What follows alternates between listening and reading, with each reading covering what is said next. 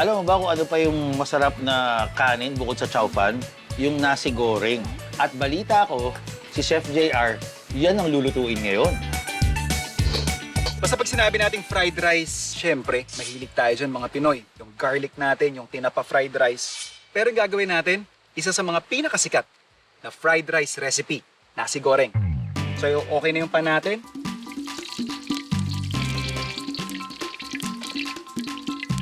Unahin lang nating prito yung ating pinaka-garnish, which is yung parang pinaka-signature pag mag-serve ka or mag-order ka ng nasi goreng, is yung ating fried egg.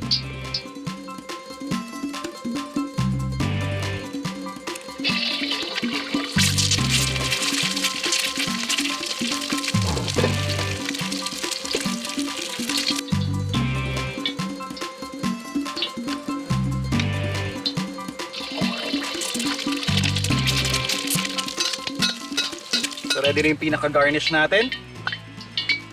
Ngayon, yung ating chicken.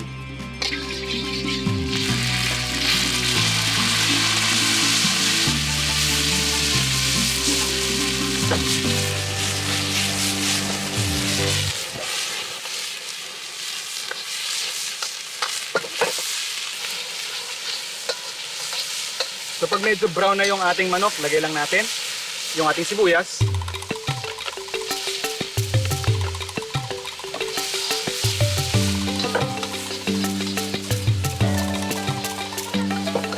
Ating bawang, syempre.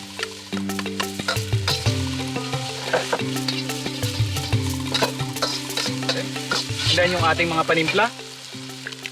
Ito yung isa sa mga signature ng ating paboritong nasi goreng is yung kanilang sambal. Pwede rin naman kayong gumamit lang ng sili kung wala kayong access dito. Basically, sambal is chili based. May iba't ibang spices na kasama. So lagay lang tayo ng ilang tablespoon.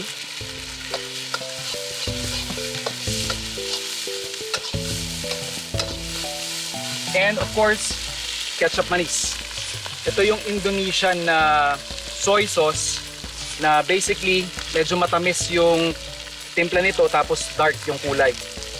Ito yung parang nagbibigay sa kanya yung signature na kulay na dark brown.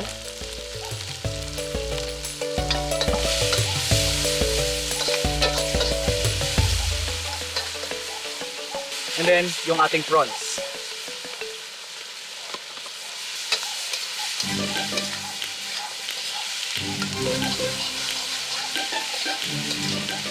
Pag okay na yan, lagyan na natin yung ating kanin.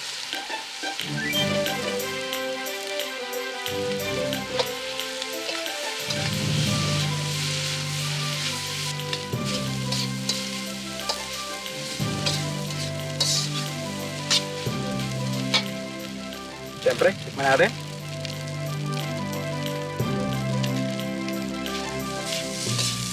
Okay na.